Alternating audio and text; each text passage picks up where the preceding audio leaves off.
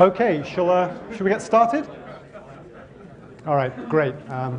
We'll seal the doors. I mean, I think that's what NASA say whenever there's a shuttle disaster, kind of seal the doors, and then we're all stuck in here for the next 45 minutes to dissect this. Okay, so I mean, it's a great pleasure to be here to help round out a great day of presentations and conversations and inspiration. My name's Ian Robinson. I have the delightful title of Director of Customer Success for Neotechnology. And Neotechnology is the commercial backer of an open source graph database called Neo4j. I'm going to be talking today about today's data landscape, about the rise of NoSQL, a whole set of NoSQL technologies, and about the opportunities that are adopting those technologies over the last few years, about the opportunities that they presented us. Okay. So I'm going to start by repeating a phrase that I've heard a couple of times over the last few years. Data is the new oil. I often hear this from people. I'm astonished people can say this with a straight face. But data is the new oil. A couple of things always occur to me when I hear this. The first is, well, if data is the new oil, what about oil?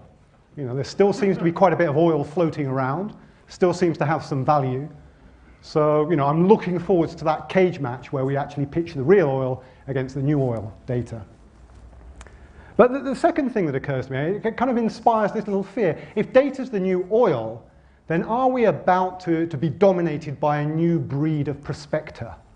The data prospector who's going to go out across the data landscape, kind of ravaging the landscape and erecting all these new, ugly, difficult to work with machines, turning all of our little quaint habits, overturning them all.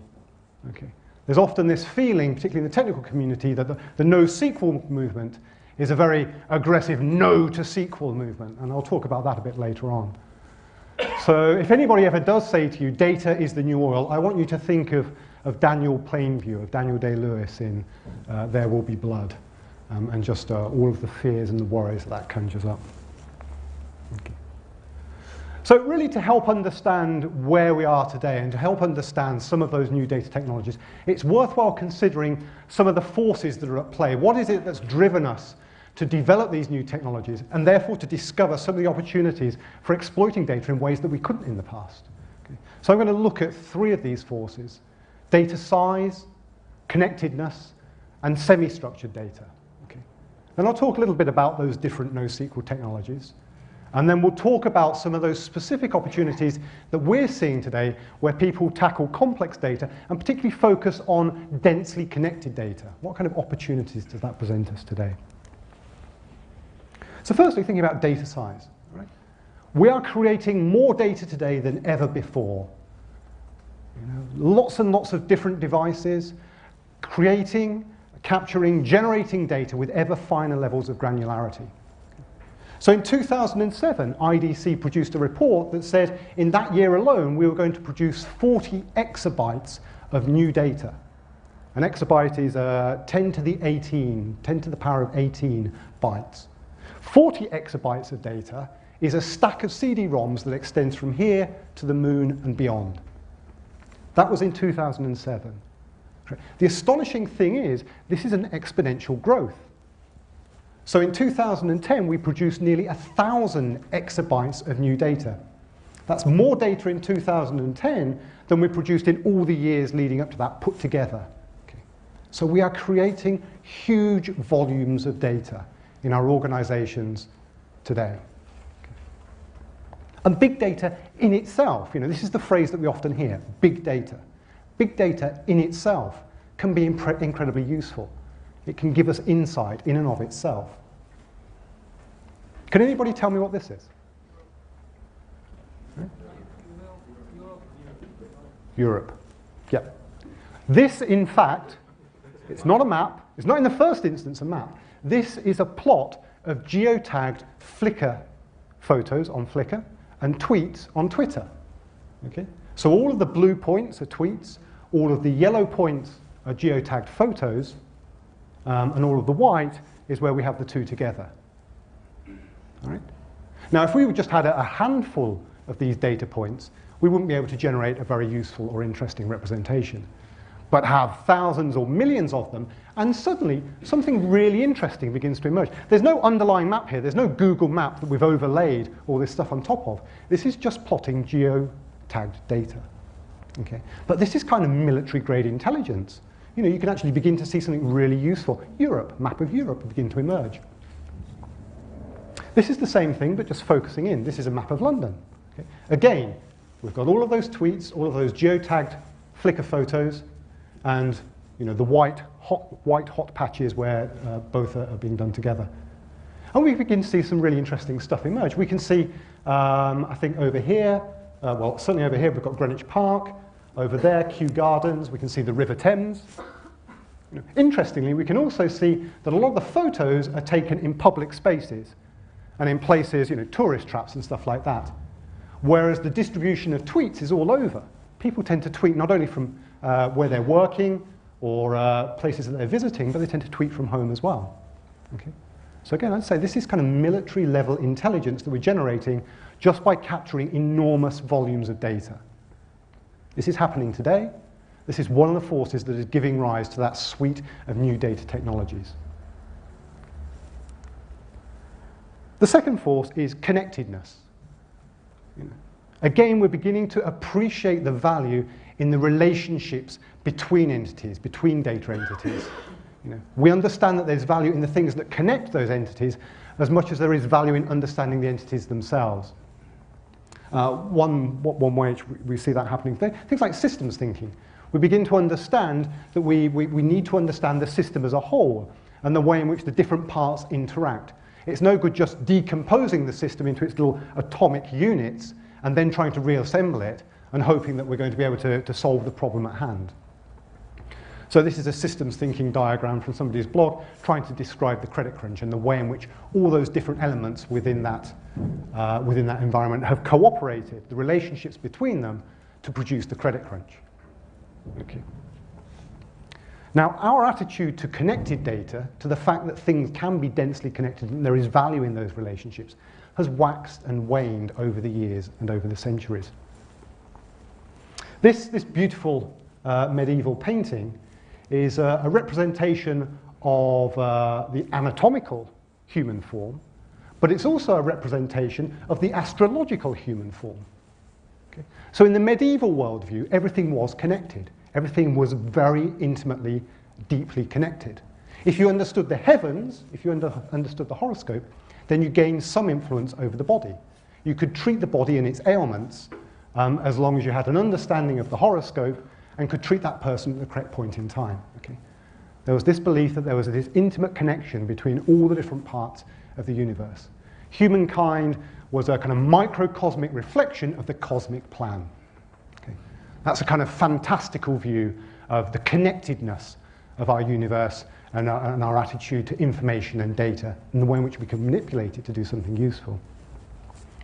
But of course, that fantastical attitude was swept away during the Renaissance and the Enlightenment. Things like Renaissance anatomy, or the rise of a print culture, and the way in which the printed page produced this kind of squared off, regularized view of information. You know, the printed page composed of those atomic units of movable type. Or Newton's and Leibniz's calculus. All of this kind of charts this progress of thought that is really set upon decomposing the universe into its little constituent parts, into its atoms.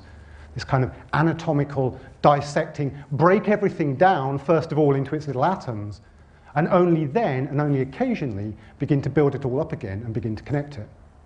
Okay. So slightly tongue-in-cheek, I'd say, you know, all of these wonderful achievements in thought and in the technologies that we've produced over the years have only just prepared us in the 1970s for the normal forms. You know, the relational database of the 1970s that we still use today is effectively an outcome of that atomizing, dissecting view of the universe. We like to break everything down, normalize it, break it all out, and only then and only after the fact, and occasionally connect it all again, all together again in order to generate insight.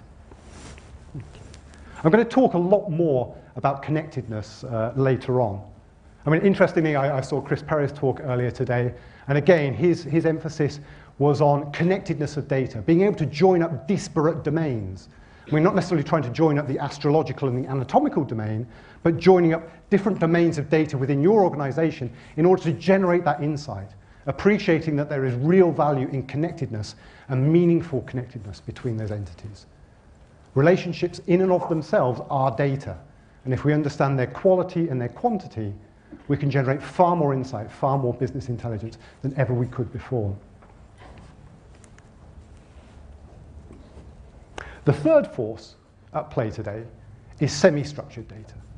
So semi-structured data is data that has just a few mandatory attributes or mandatory properties and very many optional properties. Okay.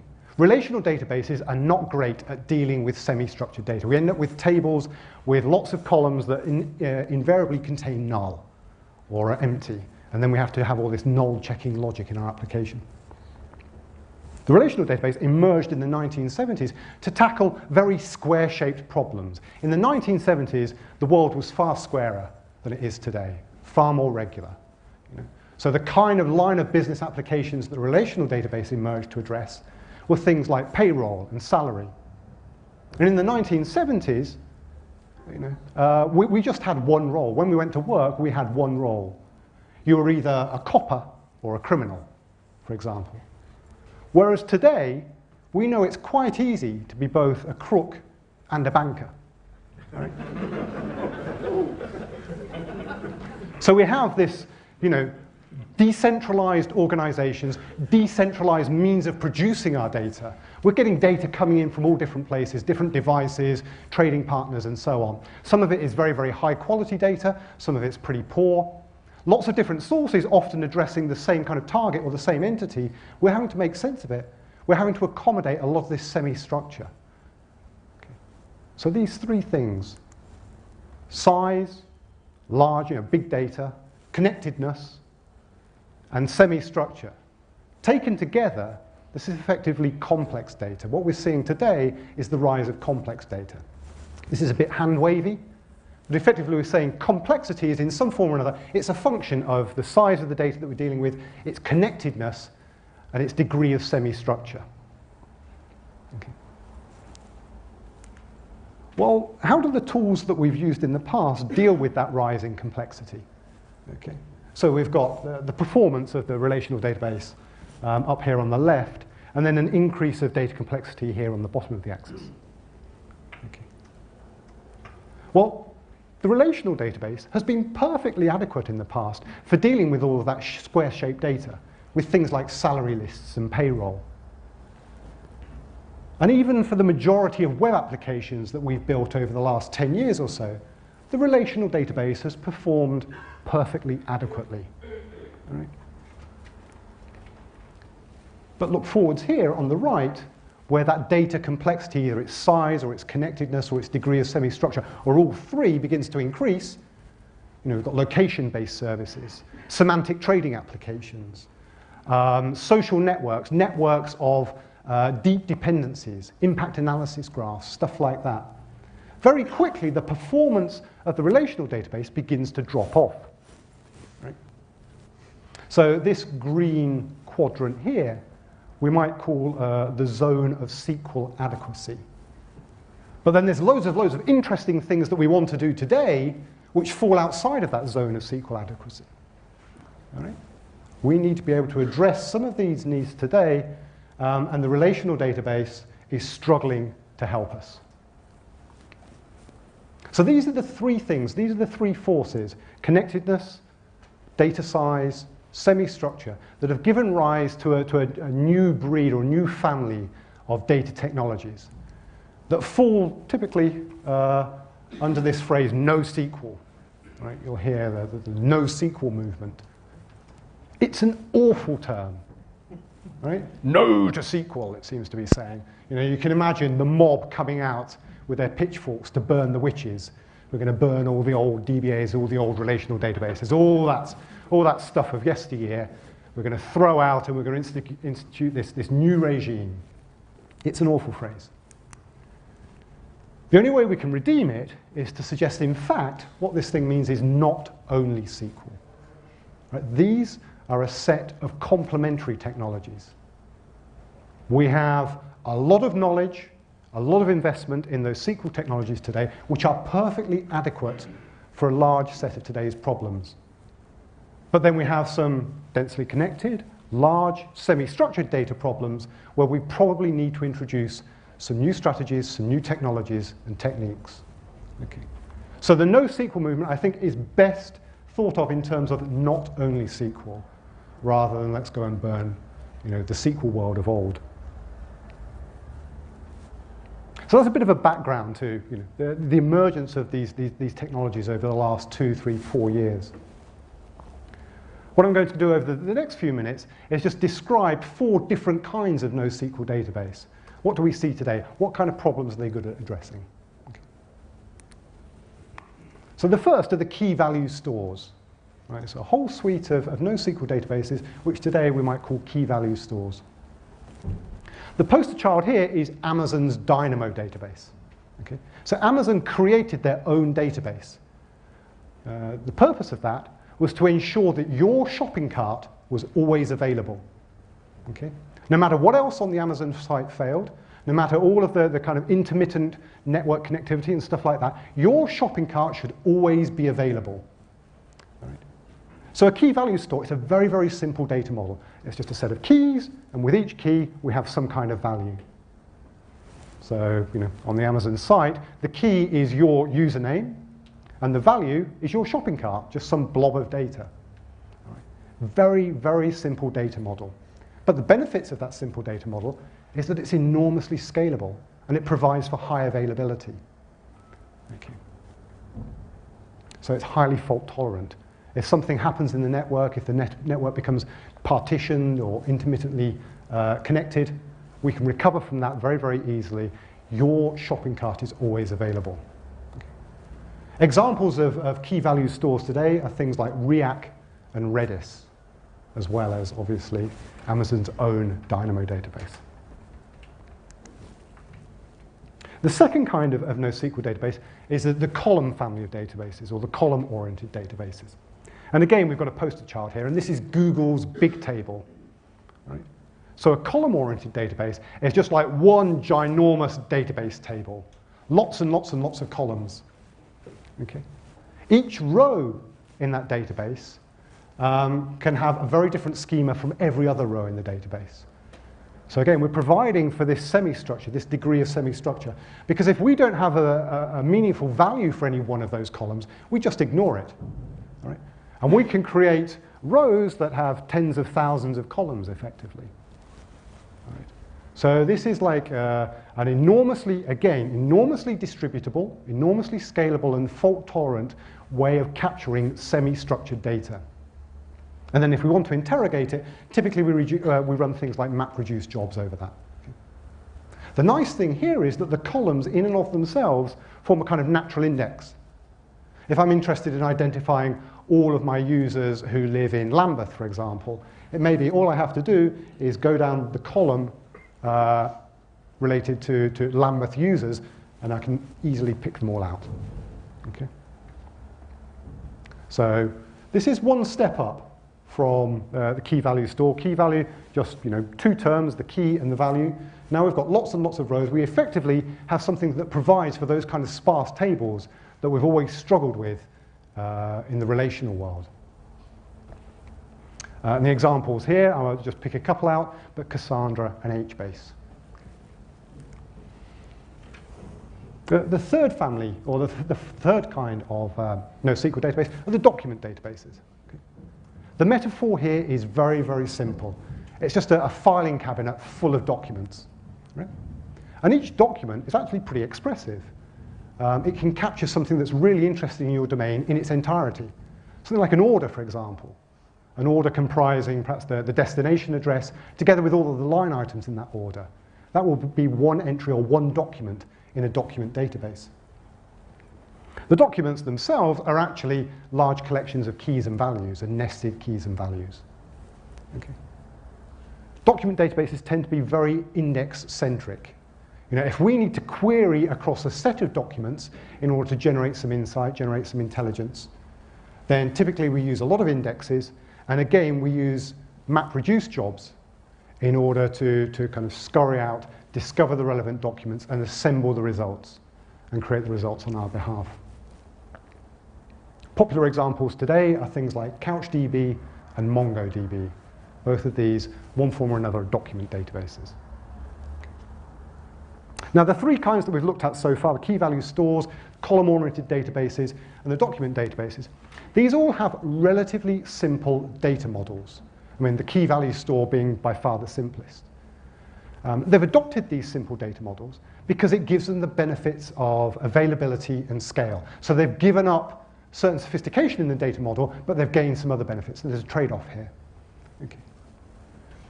But none of them are perfectly suited to capturing that world of densely connected data, those rich relationships between entities.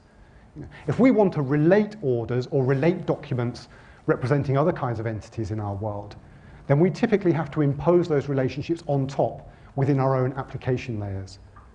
These things in and of themselves don't recognize relationships as being meaningful data, as being a meaningful part of the data model. So they're great at dealing with little siloed islands of data. And very often that's all we need to do. You know, again, go back to the Amazon model. When you're logged onto Amazon, you don't care about anybody else's shopping cart. You're only interested in your own shopping cart. Nice little silo of data. But if you're interested in surveying shopping carts and looking at the ways in which they're related, that's a community of users, well, that's some logic that we're going to have to impose on top. It's not provided out of the box by the data model. The fourth class of NoSQL database does explicitly address that issue of connected data. And this is the graph database. Okay. So I work for Neo Technology, and we're that commercial backer of Neo4j. Neo4j is a graph database. Right? The data model here is quite different. The data model here, we talk in terms of nodes and relationships. So you can think of nodes as being very similar to documents in a document database. You know, they contain arbitrary sets of keys and values. And every node can look different from every other node. There's not necessarily any shared schema. You know, so again, we provide for that degree of semi-structure. Every node can look different from every other node. And each node, in and of itself, looks like a document. But then we go beyond the document databases because we relate those nodes with these named and directed relationships. And these relationships are an intimate, intrinsic part of the data model. Every relationship has a name and a direction. Okay? So we join nodes together with one or more relationships. We create a network or a graph. And because these relationships are named and directed, they add semantic clarity to the data model at the level of the data model. And as much as we can add properties to the nodes themselves, we can also add properties to the relationships. So we can add data to the relationships. We can qualify them. We can have a relationship that might represent the distance between two nodes, and therefore we might add an attribute that signifies that distance, or the time it takes to travel from one place to another, or the cost of doing so, and so on. Okay. But this graph model allows us to create very densely connected, nonetheless highly structured, very, very expressive representations of the world that interests us. Okay. And then we can query them. We can kind of interrogate the graph in order to discover some insights and business intelligence. Typically, we do things like we spider the graph. Right? So if we have nodes representing individual users, and we want to find something about the user in his or her context, you know, what other users are you associated with, then typically we parachute into the graph on that individual user's node, and then we crawl our way around the surrounding context, following those relationships, those named and directed relationships. So this is a very powerful, very expressive way of modeling the world and then of querying the world that's of interest to us. I mean, there's still some very deliberate activities that we go through. This isn't just some naive, natural reflection of the world as it is. We still have to make some very deliberate decisions. But typically the kind of whiteboard diagrams that you may create when you're first of all designing an application, it says, well, we've got users and they buy stuff, and you tend to draw lots of circles and lines. That typically is exactly the way in which we model and store stuff in a graph database. So Neo4j is an example of a graph database. There are several others out there. I've just listed one other here, which is Allegro Graph. Okay. The advantages here, you know, really We can still support big data. So Neo4j today, a single instance, can support about 32 billion nodes, 32 billion relationships, and 64 billion properties. That's still quite a reasonable sized data. But they're fast.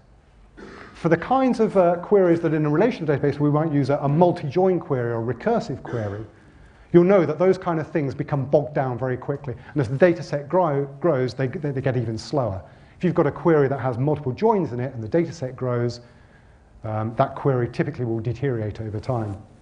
For those kinds of queries, the equivalent in Neo4j can be up to 1,000 times faster. All right. We can traverse several millions of those relationships. Even on a modest piece of hardware like this, we can traverse a couple of million of those relationships per second. That's a lot of data that you can explore surrounding the node representing Ian Robinson, for example. So how can we take advantage of all of this? In fact, I'm going to focus now on how can we take advantage of these graph structures, these graph models, in order to generate value for our organization, for our business. So I'm going to talk about a couple of different things that I've seen over the last couple of years, things that you'll probably be familiar with, although you may not initially be familiar with this. Okay? So this painting here, this is a painting of Aeneas and Sibyl presenting the golden bow to the gatekeeper of Hades in order to gain access to the underworld. Right? So this painting and the myth that lies behind it was the inspiration for a set of comparative mythological analyses by a Scottish anthropologist called James Fraser. And he published this multi-volume series of books called The Golden Bough at the end of the 19th century. And this enormously, at the time, enormously influential semi-academic work. For example, in the notes to The Wasteland, T.S. Eliot talks about the influence of The Golden Bough on that poem. Okay. Why is that relevant to us today? Well, it's the end of the day, so I thought I could just introduce an element of magic before we all head off to the bar. And the point is that in The Golden Bough, in the books, Fraser talks about two different kinds of magic: sympathetic magic and contagious magic. Now, Fraser's talking about his analysis of myth, right? This comparative analysis of myths over the centuries from different cultures. And what he's really talking about when he's talking about sympathetic magic and contagious magic are about different ways of rendering the world meaningful. Yeah? What strategies, what representation, what modes of representation do we use in order to capture the world, capture the data in the world, and render it useful, allow us to kind of manipulate that world? So his model, when he talks about sympathetic magic, he's talking about ways in which we relate things based on their similarity or their likeness. With sympathetic magic, you can gain some influence over something if there's some degree of likeness or similarity between them. And we saw an example of that sympathetic magic in the medieval medicine. If humankind is a microcosmic representation of the universal plan and the heavens, then there is this kind of degree of sympathy between them, and we can influence the one by dealing with the other. Contagious magic is slightly different. Contagious magic works by touch and association. So if I have a fragment of your clothing or a fragment of your hair or something like that, then through the power of contagion, I somehow or another have some influence over you. This is the kind of magic that Fraser discovered at work in those different myths. Well, he discovered both the sympathetic and the contagious magic. What I want to suggest is that the kinds of business applications that we've built over the last couple of decades have primarily dealt with contagious magic. Okay? So the kinds of data that we've generated and manipulated over the last couple of decades has been contagious data, contiguous data, data that is contiguous in time and space, time series data, for example. As developers, we deal with contiguous models, models of inheritance and of composition, part for the whole, aggregates and things like that. Okay. We've pretty much, over the last couple of decades, neglected this element of sympathetic magic. All right. But what I want to suggest is actually, with access to these new data technologies, we can now, for the first time perhaps, begin to exercise a degree of sympathetic magic again. So really, the thing is here, with sympathetic magic, we're really talking about kind of inferential models. all right? Being able to predict that something is likely to happen based on similarity or likeness. If this is like that, and if this happens over here, then it's likely that's going to happen over there. Right. So the kinds of sympathetic magic that I see at work today when we're building business applications, just to ground this in a bit more detail, are things like recommendation engines and social networks, where we can say, well, people like you have bought stuff like this. Okay? This is not precise, this is inferential. We're speculating a bit here, all right? But it's still useful. It doesn't have to be precise knowledge. We don't have to guarantee this 100% in order for this to be pretty useful for you as an end user, as a consumer. Okay? So this is one of the ways in which this kind of sympathetic magic is working our way into our applications again. The stuff that I found interesting when I've been observing this, social networks, recommendation engines, is where the two overlap. So what we're seeing now with some of our customers, they're building applications that effectively create knowledge networks, not just social networks, but knowledge networks, where effectively I can tap in to other people's knowledge within my organization. I can associate myself by way of, I'm like this, I have these particular interests, and therefore I can discover other people in the organization who can help me achieve my specific goals. What's interested me is that there seem to be two different ways of building up these networks. There's one that's reasonably interesting, and then one that for me is far more interesting. The reasonably interesting one is this kind of naive approach to creating a social network. Naive, but still very powerful and still widely adopted today. The naive approach is effectively, we ask all of our users to volunteer or explicitly declare their social relations. So we see here that Ben, in some way or another, indicates to us that he knows Sarah and that he knows Charlie. We're building up a graph here now. These are the nodes, and these are the named and directed relationships. Okay? And at a later point in time, perhaps Sarah can indicate to us, this is exactly what we see happening on Facebook or LinkedIn. Sarah explicitly volunteers the fact that she knows Charlie and she also knows Lucy. Okay? So we can build up this network, this densely connected data that we can interrogate at a later date in order to discover other people that you might be interested in knowing or who might be able to help you with the problem at hand. Well, like I say, that's reasonably interesting. But something that I find far more interesting is the way in which we can relate people by way of the output of their everyday work. So when I go to work, I write lots of documents, I write some emails, I might tweet occasionally, I might even write some code. All of this stuff, all of these artifacts of my day-to-day work, it's quite possible to parse, to interrogate, and effectively to classify what my interests or my skill set is. Okay? So as we're doing this day in, day out, we can build up a profile of these people based on the output of their day-to-day work.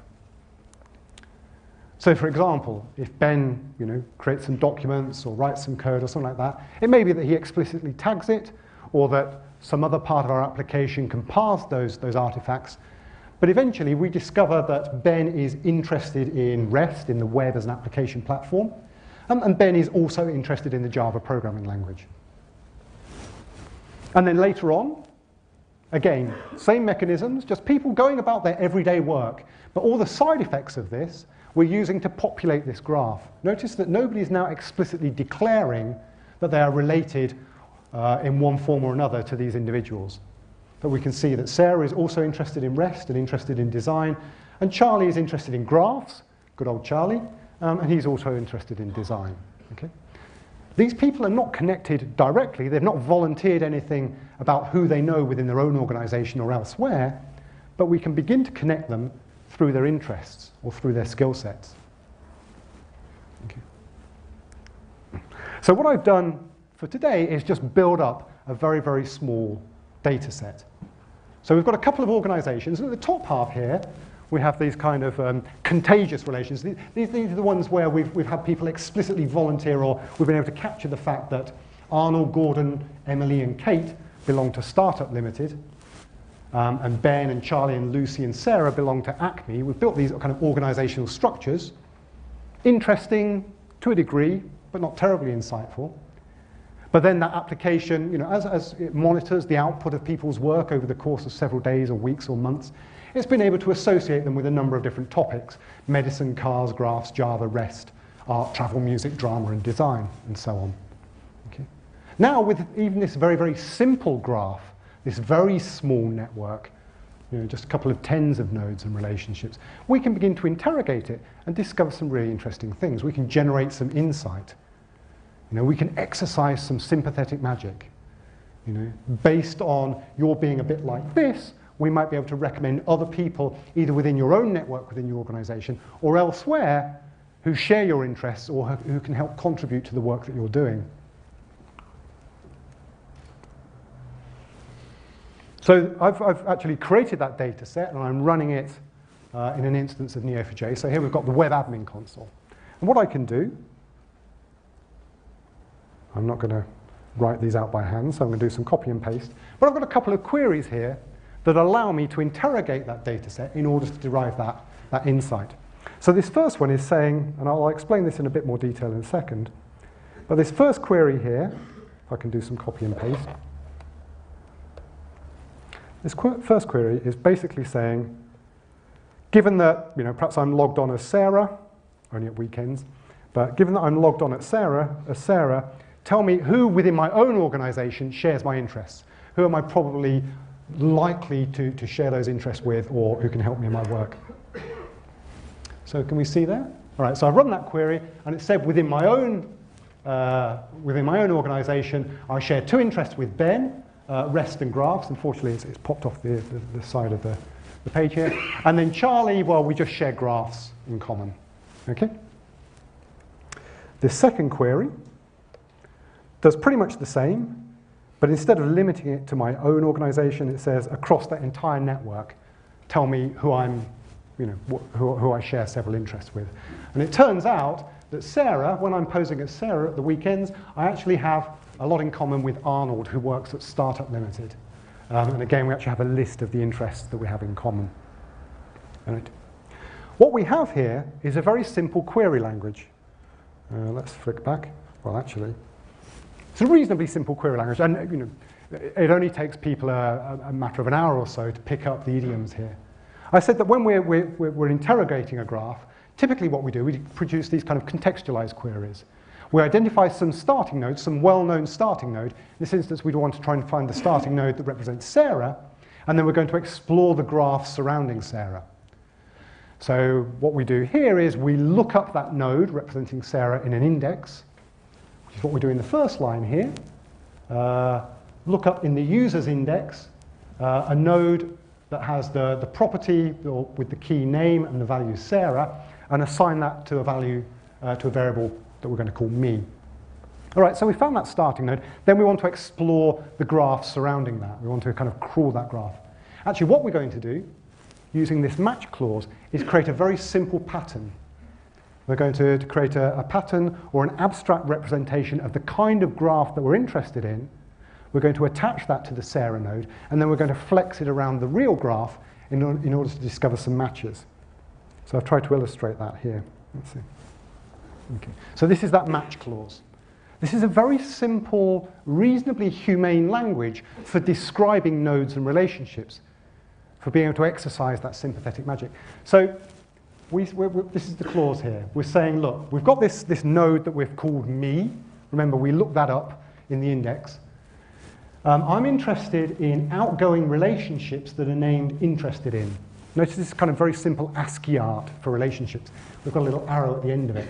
So I'm interested in outgoing, interested in relationships extending from me, Sarah, and then whatever is at the end of that, I'm going to call a topic.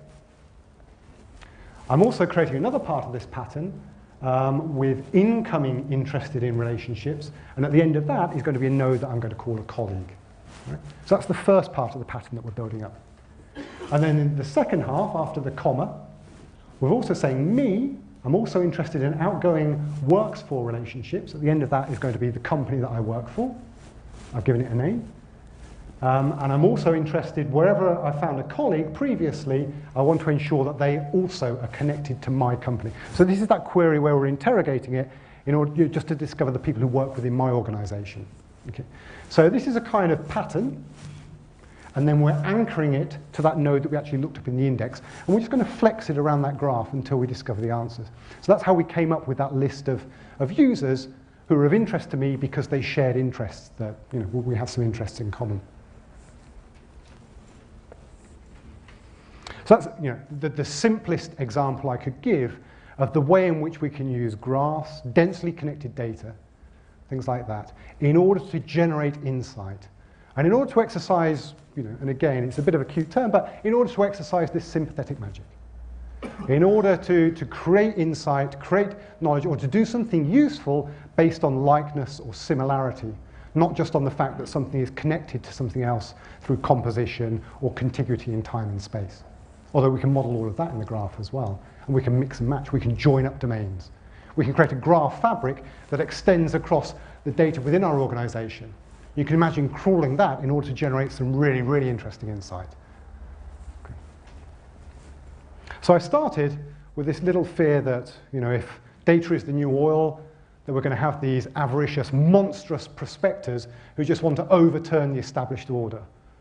And then we saw the NoSQL mob who were rampaging through our world with the pitchforks, you know, turning over and destroying all of the good relational stuff that we've done in the past.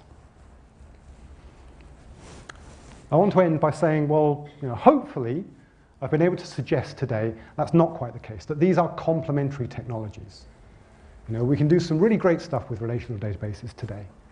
But then we have all the stuff over there on the right-hand side of the graph where the data becomes even more complex through its size or through its connectedness, you know, high degree of connectedness, or through its semi-structure. So if anything, NoSQL today is saying just give us your big, your densely connected, your semi-structured problems. We love them. You know, we're here to help. I like this picture in large part because, you know, it kind of captures that spirit, but also because the fireworks look very much like a graph. All right. So thank you very much for listening. I hope you've had a great time today, and have a great evening. Thank you very much.